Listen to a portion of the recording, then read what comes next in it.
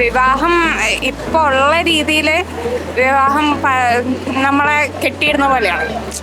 അത് വിവാഹം എന്ന് പറഞ്ഞ കൺസെപ്റ്റ് മാറിക്കഴിഞ്ഞാൽ എതിർക്കില്ലെന്നാണ് എനിക്ക് തോന്നുന്നത്.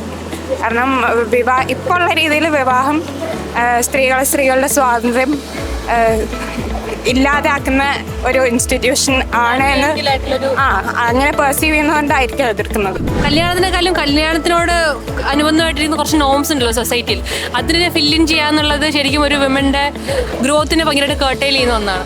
അപ്പോൾ അങ്ങനെ കേർട്ടൈൽ ചെയ്യപ്പെടാൻ താല്പര്യമില്ല. എനിക്ക് എൻ്റെ ഹസ്ബൻഡിന് കിട്ടുന്ന അതേ റൈറ്റ്സ് എനിക്ക് കിട്ടാൻ താല്പര്യമുണ്ടെന്നുള്ള ഒരു ചിന്തയാണ് ഉണ്ടാകുന്ന എനിക്ക് തോന്നുന്നു. ബട്ട് ഐ തിങ്ക് അത്രയും സപ്പോർട്ടീവ് ആയിട്ടുള്ള പാർട്ട്ണർ കിട്ടിക്കഴിഞ്ഞ് കഴിഞ്ഞാൽ, അത്രയും അവരുടെ ഡ്രീം സപ്പോർട്ട് ചെയ്യുന്ന ഒരു പാർട്ട്ണർ കിട്ടിക്കഴിഞ്ഞാൽ anybody would want to marry എന്ന് എനിക്ക് തോന്നുന്നു.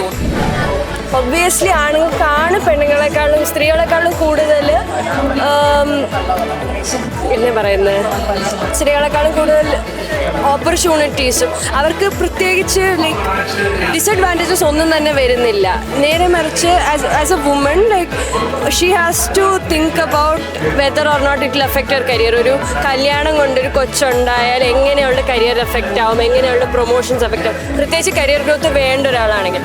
അങ്ങനെയുള്ളിടത്ത് and there are like very little advantages like mental, physical എല്ലാ തരത്തിലൊരു സ്ട്രെസ് ഉണ്ടാകുന്നതല്ലാതെ അഡ്വാൻറ്റേജസ് ആയിട്ട് ഒന്നും തന്നെ നമുക്ക് കാണാൻ കഴിയുന്നില്ല.